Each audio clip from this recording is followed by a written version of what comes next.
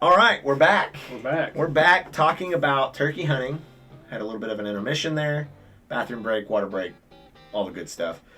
We talked about a little bit about the regulation changes and stuff like that. Kind of all the boring stuff, I guess. But what our opinions and stuff was on it. A little bit of a few rants there. But time to get into a little bit more exciting stuff. Experiences out in the woods and things that we've had fun with, things that we've learned. Tips, tricks, and spills maybe. Mm-hmm. Kind of go that route. And man, let's talk about calling. Let's talk about calling turkeys. Calling turkeys. I mean, main key factor coming from simpleton like me is KISS. Keep it simple, stupid. And it doesn't really get any easier than that right there. Keep it simple, stupid. You know, and everybody has their preferences as to the calls that they want to make while they're out there. And typically, you know, the average hunter, he'll start practicing his turkey calls right before turkey season hits, and that's about all he has. You know, that's about all he's going to have. You know, which is, there's nothing wrong with that. If that works for you, then absolutely fantastic. Go for it. I know a month and a half before season goes, you know, when we're chatting back and forth, you're going crazy. Mm-hmm. Like we're on the phone talking or sending messages back and forth, and you're like, guys, check this out. You know what time of the year it is? We're almost at turkey season. Mm-hmm. And that's just what y'all see. Yeah. Go look in my glove box in my pickup right now. You're going to find 3 different calls.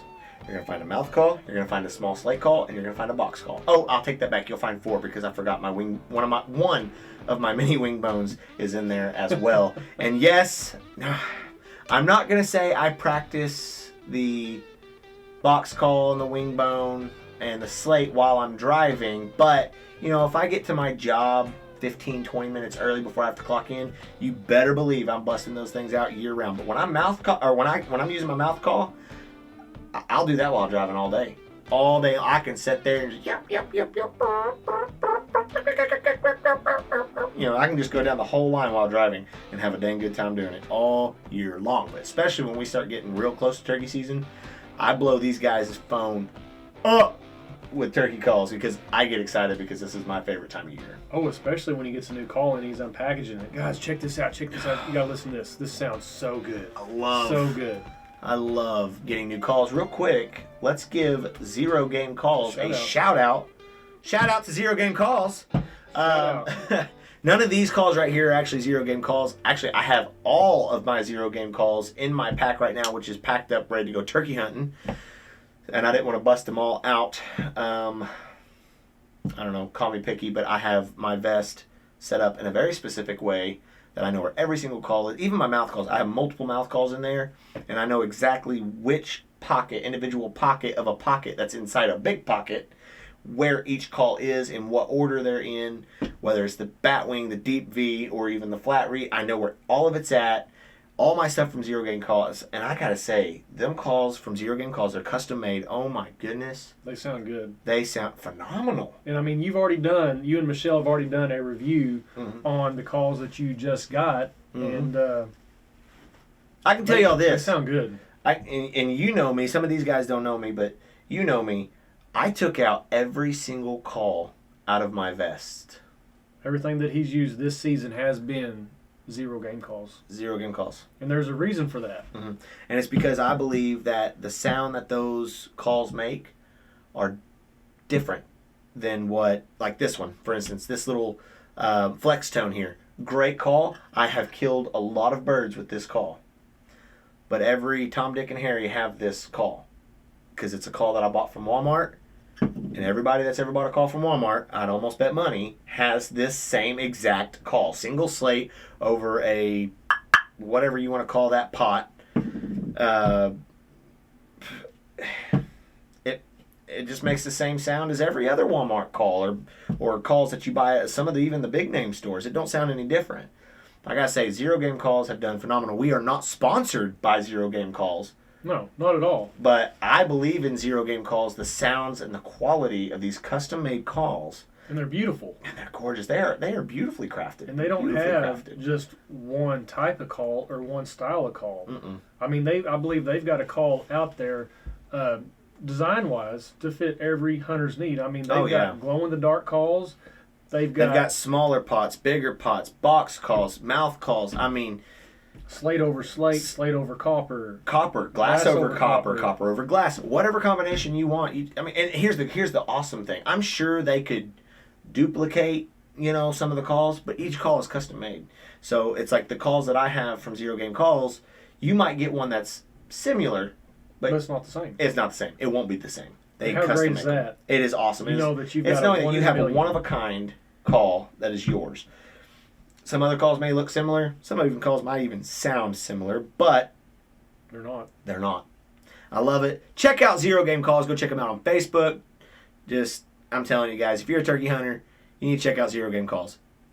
Excellent. If you can't find them on product. Facebook, Google them. They'll take you right to their website. Oh yeah, it'll pull it up. Zero Game Game Calls CALLS. Just in case some of y'all don't know how to spell, that's how you spell it. So, but anyways, being able to produce sounds in the turkey woods is an important factor in being able to have a successful hunt. And now, granted, a successful hunt can mean a lot of different things to a lot of different people. But to me, I guess a successful hunt isn't necessarily bringing a bird home. A successful hunt is when you go out to the woods and you learn something.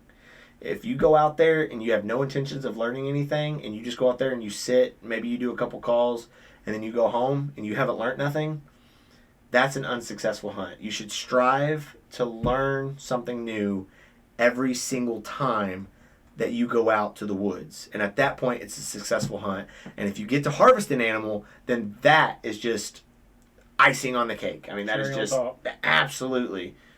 And, when it comes to calling, turkeys make 29 different sounds. Well, at least 29 different sounds and calls that we recognize. There may be sounds that we've heard that sound like this call over here, but it was actually something different. There's no telling. But 29 different calls at least that turkeys make. And how many animals do you hunt that have that wide of a vocabulary? It's like the English language. We have a word for everything. So, oh, goodness. And what's crazy is, it's like, look at the word red. R-E-D. Or R-E-A-D. But read is also R-E-A-D. Mm-hmm. Or it's R-E-E-D. The English language is so... complex. Stupid. I mean, really, it's so crazy, but that's a lot how turkey language is. It can be very complex. One wrong cut when it should have been a putt, or one wrong putt when it should have been a cut, or vice versa when you should have cut before the purr instead of after the purr. There's so many things that go into it that can ruin a tom, make a tom hang up and not come in. It's so complex. Can be. I mean, once again, like you said, keep it simple, stupid, is the best method to pull in birds for you to harvest. So when calling in and you're not exactly sure what to do, keeping it simple, stupid. Mm-hmm. So what would you recommend as your calling strategy, especially for a novice hunter that, is really not familiar with turkey language, turkey lingo, however you want to put it? Okay. What would you recommend those people to do that are very new? Maybe they just have a box call. Maybe they don't know how to use a mouth call. Maybe they got a slate and they're, they can make the sound, but it's just not there. What would you recommend for them? Okay, so when it comes, let's start from beginning to the time you shoot the turkey, because there's a wide spectrum of things that can be done. So the first thing is a locator call. I'm not going to say a locator call is super important, but it certainly helps. Gives you an idea of what could be in the area. Right. So also knowing that, if you're a novice hunter, if you don't know what you're doing or whatever, you need to consider your area. Is your area prominent with coyotes? Well, then you might want to use a coyote howler for a locator call. If you've got a lot of owls in the area, an owl call. Anything to get what we call a shot gobble or a response gobble from a tom turkey to let you know where they're at. That is locating the turkey. My favorite one, especially for our area, is the owl call. And quite frankly, you can buy those. Typically, they sell them at Walmart during the season. You can buy them for like $6 at Walmart. You can buy that. If you can do that with your hands, right? That'll get them to shot gobble. Although that's not very loud. If you're close enough, that will get them to shot gobble. But like for me, which you've seen me do it. Oh yeah. I literally just use my vocal cords for my locator call.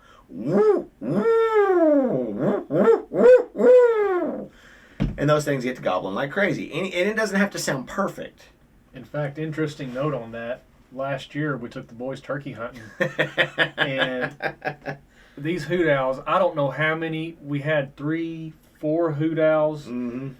And John was fired up when he got there. I mean, as soon as he got out of the truck, he started. Like, he is geared up for turkey season. He's fired up. We're fixing to get these boys on a turkey, or try to get the boys on a turkey.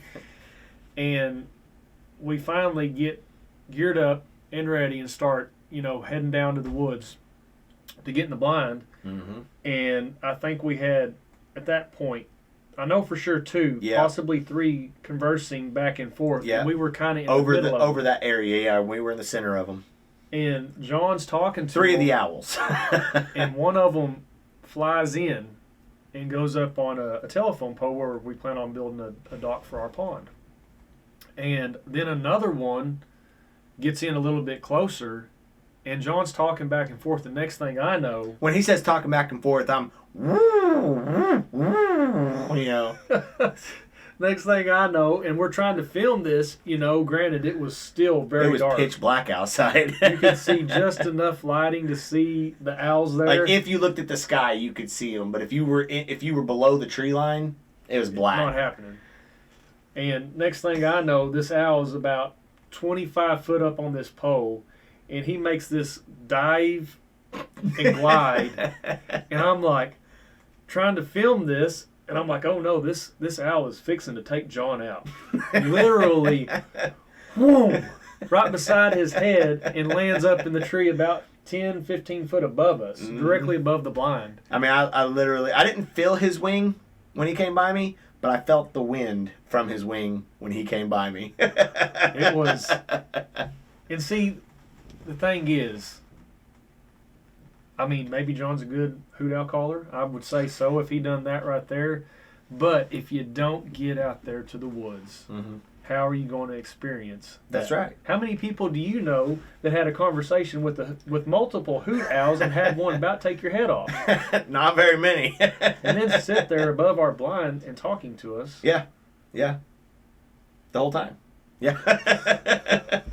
Even after the sun come up, that one was still hooting at us, if I remember right. Yes. He was the second one, or that technically I guess it was the first one had flown off, but then that second one stayed there and he talked to us for a while.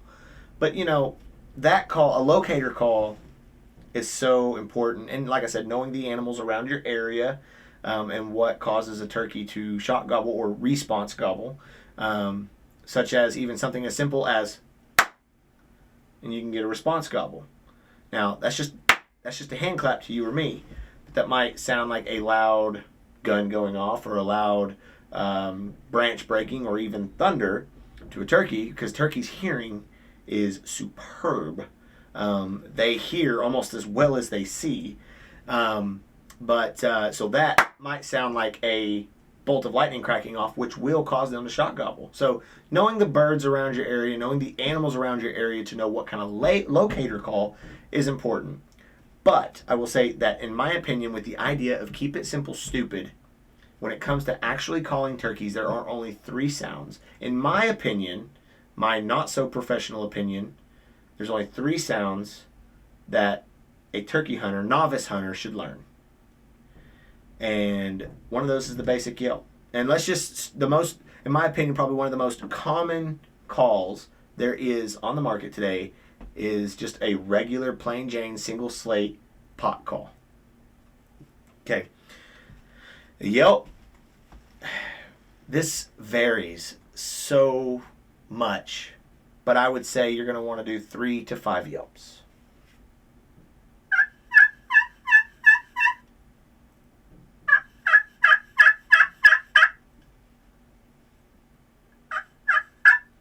That's it. Just a simple yelp. And it ain't got to be perfect. I don't care if it sounds terrible. I don't care if you're holding your your call wrong, if it sounds anything remotely close to a turkey, you can call a turkey in. And not all turkeys sound the same. And that's the thing. You know what's crazy? When you go to a turkey call, and if you've ever been to a turkey calling competition, then you know what I'm talking about. If you ever go and listen to a turkey calling competition, let me tell you what, a live hen could not win a turkey calling competition.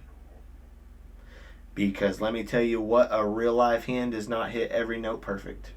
But in that calling competition, if you don't hit every note perfect, you ain't going to win.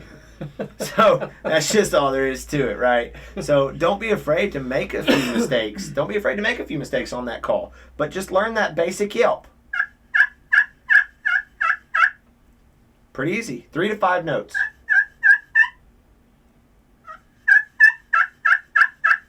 That's all you got to know. You ain't got to know nothing fancy with that. Don't get me wrong. There's a lot of TikTokers, YouTube, Facebookers that show you how to do all these different calls and everything. And I'm not saying those aren't insightful, but you don't have to know all of the 29 sounds at minimum that a turkey makes in order to call in a bird. I love what you said. Keep it simple, stupid. It's so genius. It's so simple that it's stupid. Mm-hmm. Keep it simple, stupid. You know. So the yelp, I'm gonna say, is your probably your number one. You know, that's gonna be the one you call in your bird with, whether you're using mouth call, box call, or slate call, or wing bone, or push call, whatever, button call. It doesn't matter. That's gonna be your call. That's the call you're using. Well, typically when you hear a turkey anyway, I mean, most of the time they are yelping. Yep, that's what that's the sound you're hearing.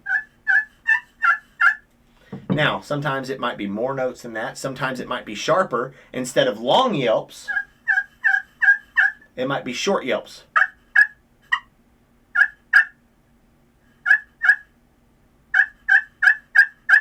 Really short, quick, intermittent yelp notes, which mean different things than a regular long yelp note, right? So, anyways, that's total different ballgame. But in the idea of keeping it simple, just that simple yelp right there. It doesn't matter what you're using, will be your primary, right? And then you have, in my opinion, the one that's best to know next is going to be your purr. And a purr is exactly what you think. You've heard chickens do it. I'm sure most of you have heard chickens do it. Right? Turkeys do it too, just like a cat does it. And it's literally just that. It's just that little.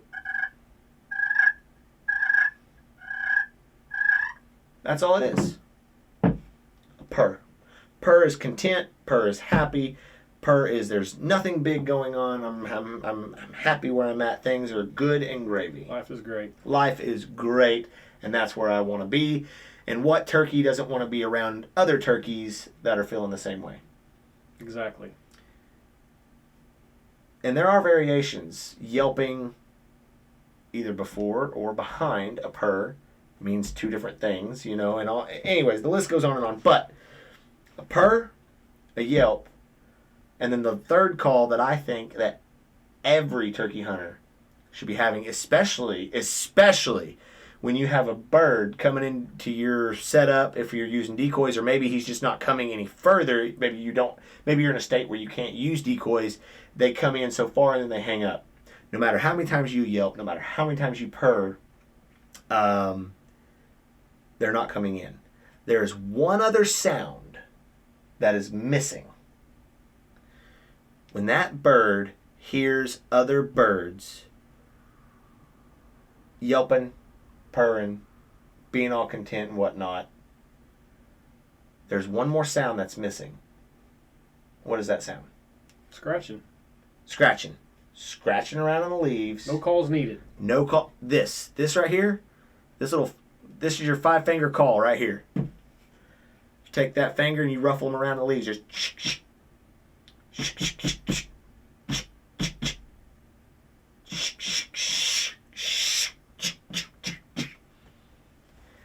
those 3 calls have single-handedly landed me more birds than mixing it up with all the other kiki runs and cuts and putts and the tom yelp and the hen whistle and all these other things. Which, don't get me wrong, it's cool that I can make those sounds, and it is really cool to, I guess, show off, especially with y'all, my friends, But, it's cool to be able to do those sounds, but those are the 3 calls that have single-handedly landed me more birds in my lap. Put them in my lap. Birds that have been hung up. That simple scratch, bring them right in. Birds that have been hung up. A simple purr, boom, bring them right in. Not saying it's going to work every time, but those 3 calls are, in my opinion, the 3 basic calls that every turkey hunter should be using if you want to call in a bird. Just in the idea of keeping it simple, stupid. I mean, you're hunting an animal that has incredible hearing, incredible eyesight. Keep it simple, stupid. Don't make a mistake. Don't make a mistake and you'll be successful. Exactly. And the best way to not make a mistake, keep it simple. Keep it simple. Don't complicate the matters. Yeah, there's no need to complicate it. I mean, turkeys have, 7 photoreceptors? Mm-hmm. And 6 cones that allow, between that, I mean, between the cones and the 6 cones and the 7 photoreceptors, I mean, that helps them, see colors and shapes and define depths and all these things in a realm that we cannot see. Mm-hmm. Whereas they have 7 photoreceptors, we have 4. We have 4 photoreceptors in the human eye. Turkeys can see, what they say, it's 3 times better than a person with perfect 20/20 vision. Mm-hmm. And then on top of that, their hearing is superb. So unless, you're camoed out, mm-hmm. face painted up, mm-hmm. nothing with a glare, mm-hmm.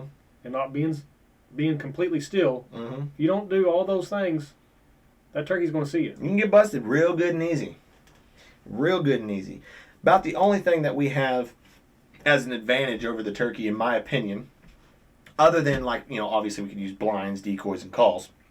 Other than that, talking about just generally speaking, is going to be their lack of their sense of smell. Now, they have a sense of smell. Mm-hmm. But the way scientists describe it is basically non-existent. Right. Because it is so underdeveloped. And it's just like chickens. People feed their chickens pepper flakes to help, keep away the bugs and all that kind of stuff. And the turkeys can eat it, the chickens can eat it, and it's no big deal because they can't taste spicy food. Turkeys are a lot in the same way. Their palate is so underdeveloped, and that goes into their sense of smell. They cannot define those smells, so therefore our smell is not a threat. Right. So that's something neat to know. That's a good, a good turkey tip. Yeah, that is a good turkey tip. So let's talk about decoys. Where legal, decoys are perfectly acceptable where legal. Anybody that says that you're not a turkey hunter because you use turkey decoys, screw them. Don't. If you get excited and it's legal, be excited. That's what it's all about. Screw those people that say otherwise. They're not important anyways. But decoy setups, I've called in. I can honestly say it's probably pretty close to 50-50 for me, personally, for the turkeys that I've harvested, with and without decoys. It's probably pretty close to 50-50. There's times when I feel decoys are an absolute necessity, and there's other times where I feel like, no, I can definitely call these in without a decoy. Or even sometimes if I just want the challenge, because it is a little bit more challenging when the birds cannot see your decoy and think, oh, there's another bird there, I'm coming into it. They're going strictly off sound. And then on top of that, at that point, they are looking mm-hmm. for that hen, so you're liable to get busted a little bit easier, So, but decoy setups, that's a big deal, Well, because their eyesight is so good, having that decoy helps take the pin off of you, because you're already hunting an animal that's got eagle eyesight. Right. So, every advantage that you can have, but still, everything has to line up right mm-hmm. for that to be successful. Yeah, absolutely. Even as far as talking about the weather, are overcast skies better to turkey hunt rather than, say, a clear, beautiful blue sky? Which one's better to hunt in? I guess it depends on how everything combines, honestly. That's it. One day it may be great on sunny weather. The next day it may not be good. The best thing you can do is to go learn your area. You know, study it. You know, and keep notes. I mean, back before my computer crashed, I had notes from years prior that showed, okay, on this day that I went turkey hunting, this was the weather. This is what was happening. This was the wind. This was the heat. This was the heat index. This was what the real feel was. This is what the temperature was. This was what the wind chill was. Blah, blah, all that. I had everything written down for every time I went hunting, and that way I could compare them to each other to see what works best in our area. On what days is best in our area. Mm-hmm. What days could I actually hear them gobbling? Well, were they gobbling? Maybe it was just too windy. You know, things like that. You know, I wrote those things down to note it so that I can know what to do. You know, did I use decoys that day? Did I use 2 hens and a jake? Did I use 2 hens and a strutter? Did I use a single hen? Did I use just a jake? What did I use? I mean, I wrote all that down so that I could know and that I could compare it to other dates when I'm turkey hunting. And see if they all kind of align. And see if they align. See if I can figure out some kind of pattern. And sure enough, there is a pattern. For our area, for the way I hunt, for my style and my style of calling, for me, there was certain days that, you know, if I looked at the weather app or the weather channel and they said this is going to be this day, you better believe I was calling in sick to work or taking a vacation day, or if I had plans, they were getting canceled because I was not going to miss that day out in the turkey woods. No, we're not suggesting you calling sick from work, but... I am. No, I'm just kidding. Don't do that. Don't do that. But, you know, I did, though, a lot of times. My boss would tell you, I mean, or my old boss, I should say, he would say, you going turkey hunting? Sure am. All right, we'll see you tomorrow. Have a good day. And I'm thinking, no, you won't see me tomorrow because the weather app's saying it's supposed to be doing the same thing tomorrow. So, you know, but, you know, when it comes to like decoys, you know, setting them up, you know, how to set them up, how many decoys should you use? Once again, it's going to kind of depend on your area. You know, you don't need you got to remember you're turkey hunting. You're not duck hunting. You know, you don't need 24 turkey decoys out there. That's not how they act during the spring anyways. They don't typically they don't congregate up like that in the spring. You know, not typically anyways, but you know, for like me personally, I love to run 2 hens and a jake. When I do run decoys, I run 2 hens and a jake typically. If I'm in a heavily wooded area, I might do a tom and a jake, but if I'm in a real heavily wooded area, oftentimes I just go a single hen if I'm using a hen at all. And you know, typically my decoys are 15 to 20 yards out in front of me. They're close. And I have Tim, actually Ramming, our other co-host, he likes them to be like, you know, 10, 15 yards to him. And the reason we do that is because birds, a lot of times, they get hung up. Mm-hmm. So they'll get hung up. If you have your decoys out, let's say at 30 yards, and you don't want to shoot past 30 yards, they might get hung up at 60 or 70 yards. Right, they might get hung up another 25, 30 yards beyond your decoys. So if you'll bring your decoys in closer to you, when they hang up at 30 yards, they're that much closer. So then even just a few more steps might be the game changer that you need. So, you know, bring those decoys in. I mean, there's a lot of guys that take these fans, especially from jakes like this one. They'll take this fan and they literally stick it right on top of their shotgun. I mean, everybody's seen them, Scoot and Shoots and all these other fans that they use, and even real turkey fans. They'll use these and just set it right on top of their shotgun so that bird comes in as close as possible. You know, that's just anything to make it more level of a playing field with this animal, you know. So decoys are, you know, where legal, are a great tool to use. And the other one is a blind. Oh, yes. Especially if you have kids. Especially if you have kids. Filming. Mm-hmm. Filming. And, I mean, we film everything. And then, you know, say our camera gear, I mean, we have it geared up. Our camera gear's got camo decals on it. Anything to try to knock that glare off. Mm-hmm. We have camo netting, tape on our tripods. Shoot, we've even painted some of them. Straight up painted our stuff. And anything we can do to make sure that sun, if it's sunny, I mean, you could even get somewhat of a glare on a cloudy day. Right. You know? Right. Just like our lenses right now. I mean, you can't see it, but, you know, we're in a lit room with our lights pointing up. Yeah, they're pointed towards the ceiling in the studio, but we still have glare. We still have a glare on that our screen. Lens. Yeah. And, I mean, I guess with my glasses, I might see 20/20, you know, but right. I mean, you're taking that turkey that sees 3 times better than us. What looks like a glare to me? Imagine what that looks like to that turkey. Oh yeah, it's shining like a diamond and goats behind. That's right. That's right. I mean, that thing is shining bright. You know they got to be able to see it.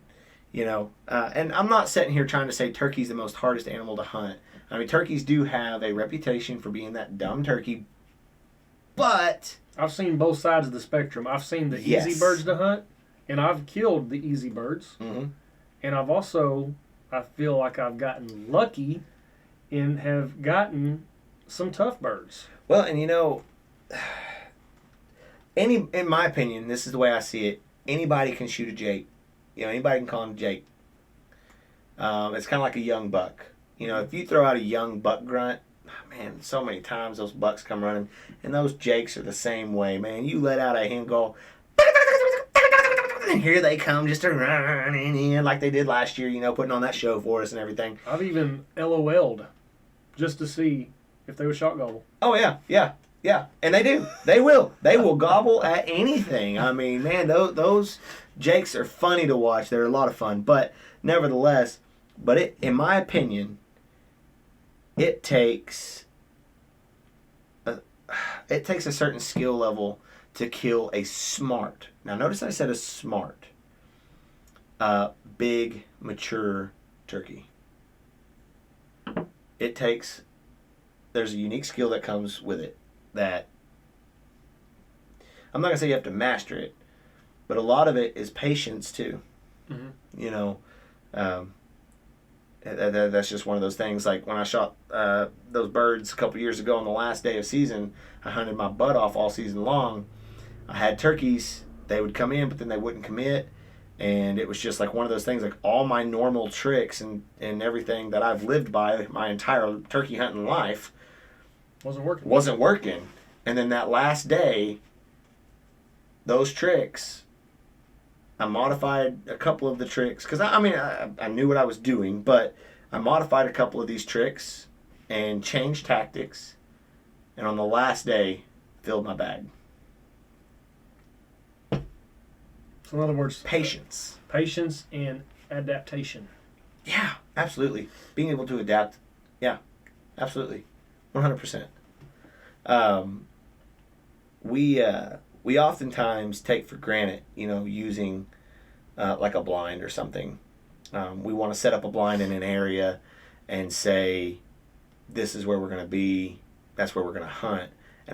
And really, up until last year, I never hunted out of a blind for turkey hunting.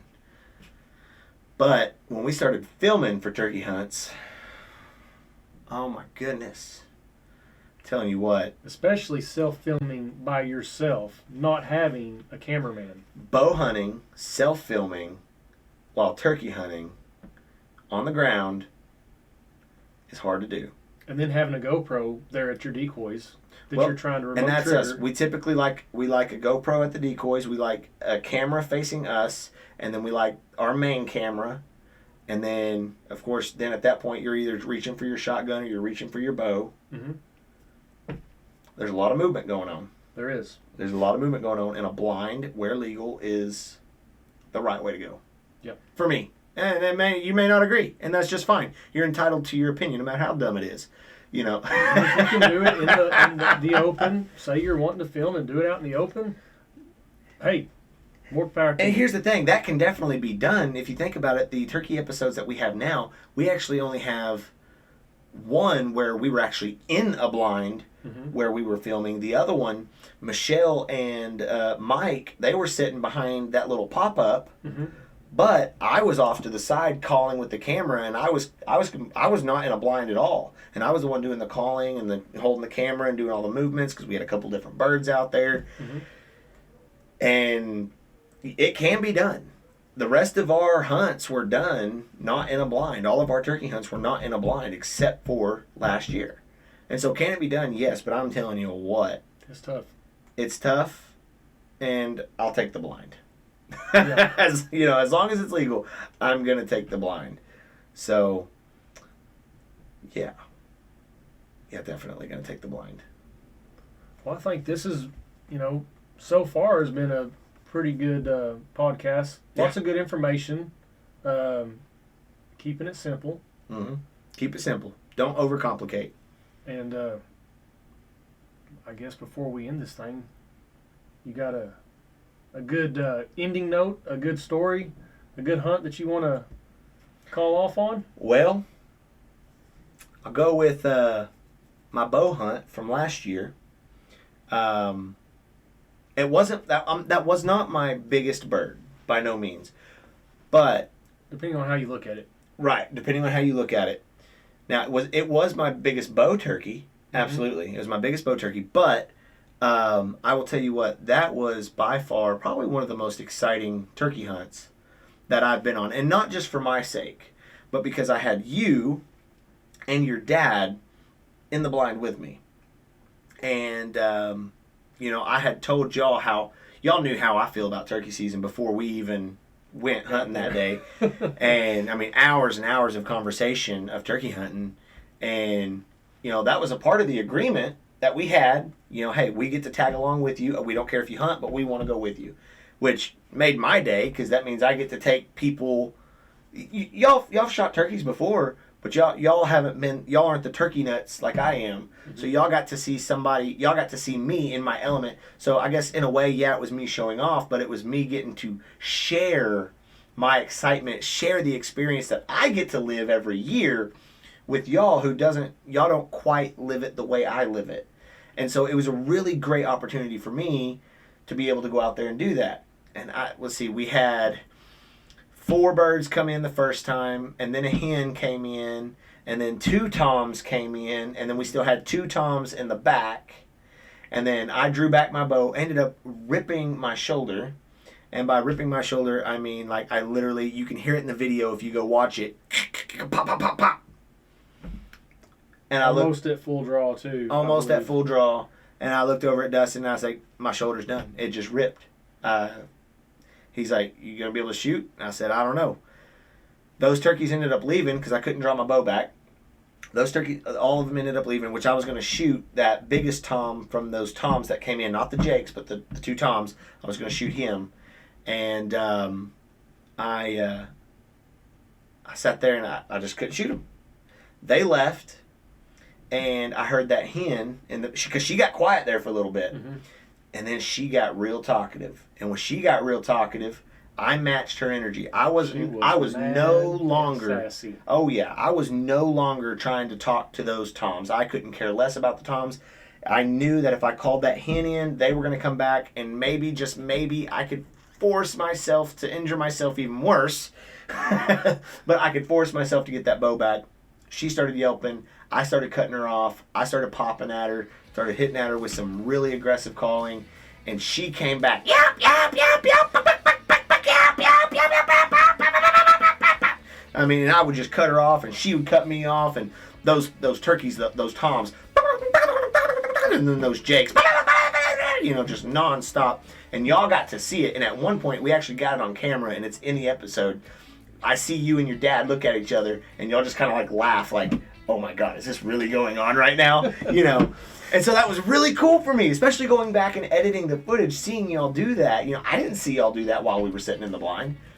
And then finally that turkey came back in, and I was able to draw, what was it? Right at 30 yards? About 30 yards. And I just kind of forced myself to draw back through it. And because once I got to the breakover point, you're good. That was good. No big deal. Let that arrow fly, perfect shot, and the bird went down. He walked, what, 50 yards? 50 yards. Right to the tree line and expired. It's perfect.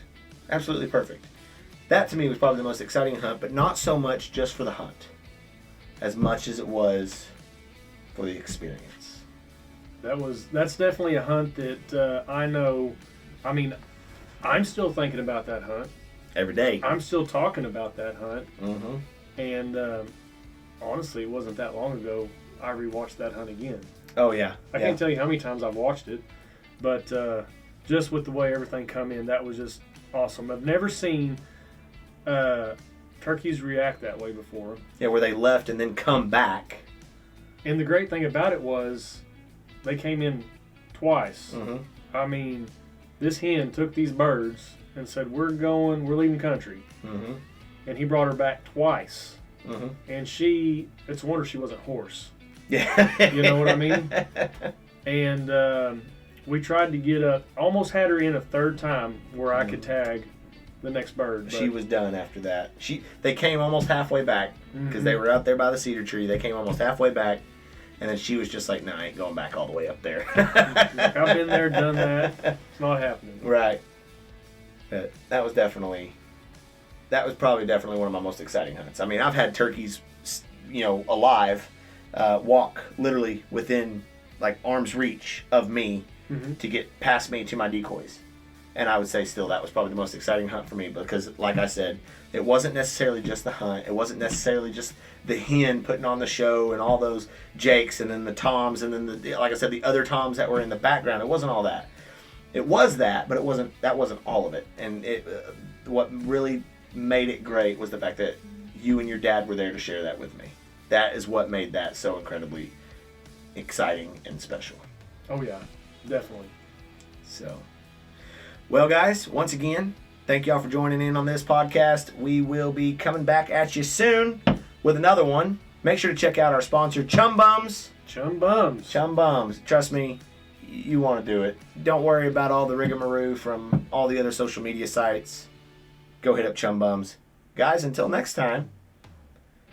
Stay safe. Stay safe. Legal. Stay legal. Stay happy. Stay happy. Ignore the haters. Keep it simple, stupid. And keep it simple, stupid. It's turkey season. Go have fun, guys. We'll see y'all later. See y'all.